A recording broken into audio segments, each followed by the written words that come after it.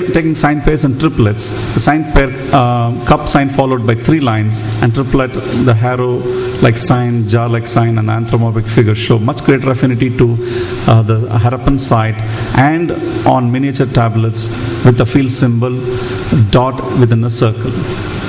In general, these text segments do not appear to have any special affinity to field symbol except in copper tablets. Coming to sign pairs, this diamond followed by, this text is read from right to left, so I'm saying this diamond followed by the 2 strokes.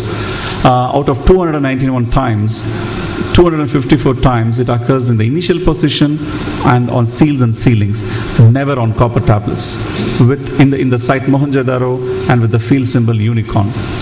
So similarly, the jar-like sign followed by the harrow-like sign. Out of 185 times, it occurs 179 in the final position on miniature tablets and sealings, and never on copper tablets in Harappa and with the field symbol that's shown on the screen. Similarly, for other sign pairs and triplets. And these triplets occur mostly on solas and may therefore represent a complete text. Field symbol, the hair field symbol representing hair occurs only in this particular triplets. Actually, this is a single text which occurs many times, and which, when segmented, it appears as triplets in different positions, initial solas or initial, medial, and final positions. We have concluded that these textual analysis can be to be supplemented. Now this particular analysis was done with site, object type, and field symbol, but if we can also add locus and stratigraphy if that is possible. The problem with stratigraphy for this particular sites and the excavations were done when they were done earlier, they did not record the data properly, so we were not able to use that. So then the choice of frequent segments and frequent parameters would also enable us to extract the core of available information of the index script with less time. And our expectation is that this also will pave way for areas not covered in this study. I would like to thank the chair and these people. Thank you all. If there's any questions, we can. Very infrequently. Why we have not used that? Because the occurrences are very minimal. It is less than 10. Sometimes it is only 2 or 3. And therefore, we thought it may not actually be sufficient to provide any information.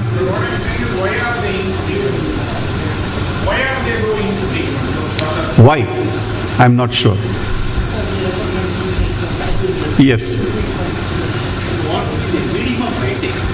Some letters are not appearing on copper plate. Why is it so? Whereas it appears elsewhere. That's very interesting. I think we'll have to do more research on that. In linguistics, you said the initial position occurrence, there is some condition. Correct. Is there any condition to make the initial position? Yes. Is there any condition? Well, I do not know whether there is a condition, but yes, it does appear. Certain signs appear in the beginning as in the initial position. Certain things appear only in the medial position, and certain things only in the ending position. For instance, the diamond sign comes only in the beginning, and the jar-like sign comes only in the end. It does not. For instance, the jar-like sign does not come in the beginning. So it must make a sense. It must make a meaning. Why always in the end? Why always in the beginning?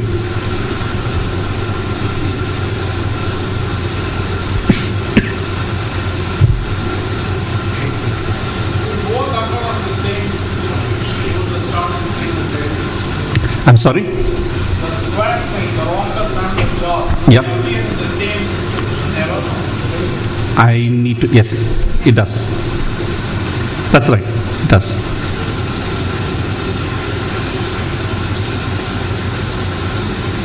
Give some 5 minutes for your concluding remarks. The 30 years past. Well, that's Professor Parpola is here. He has got all the data from the HARP project, the Harappan Research Project, and I think he has already brought out the book. So all that information should be available in that. And there are also some excavations in India, but the number of seals are not actually large enough, which can add to the corpus. But that is very important data from the HARP project.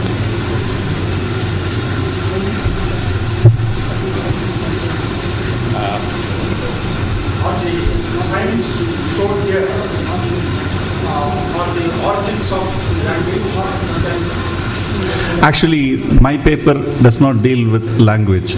It's only an analysis. More thing. There are 3 corpuses are available. One made by you, one made by Mahadevan, one made by Russian. Whether it is standardization has been made so that everybody can one more. Because all the corpus results will be mentioned. Well, actually, there is no corpus from the Russians. And our Finnish corpus is being revised. I mean, the thing that has been published is very much antiquated. There are many new texts now, and so on. Of course, it will come in due course. Actually, there are 3 right now. As far as we know, there are 3 corpus available. One is Professor Parpola's, one is Airavata Mahadevan's. There's one more which has been developed by Brian Wells from Canada. Hunter, of course. Hunter was the one who started actually. Hunter. Yes, sir.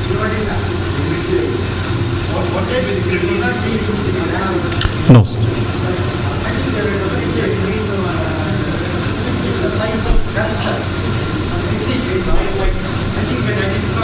True. That is why we are trying to bring this, and the idea is to give a subset so that researchers do not have to spend more time working on the entire corpus.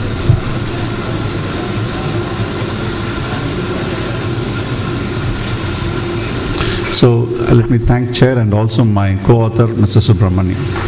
Thank you very much, Dr. Sundar. Thank you, sir. Make myself a few comments on the papers. In Dr. Mahadevan's paper, I had one principal objection when you are comparing or taking as the rebus for Puram, Pirai. I think this is not acceptable. I mean, you can have the first vowel should be either E or in some cases maybe E or E. But in no case I think you can allow U or O as a homophone of E. So I mean, from the point of view of Dravidian linguistics. Secondly, what you consider as the crescent moon could equally well be the rising sun. I'm just comparing the DMK symbol.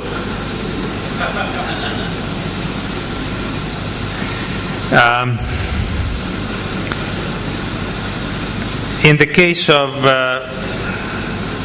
Mr. Balakrishna's paper,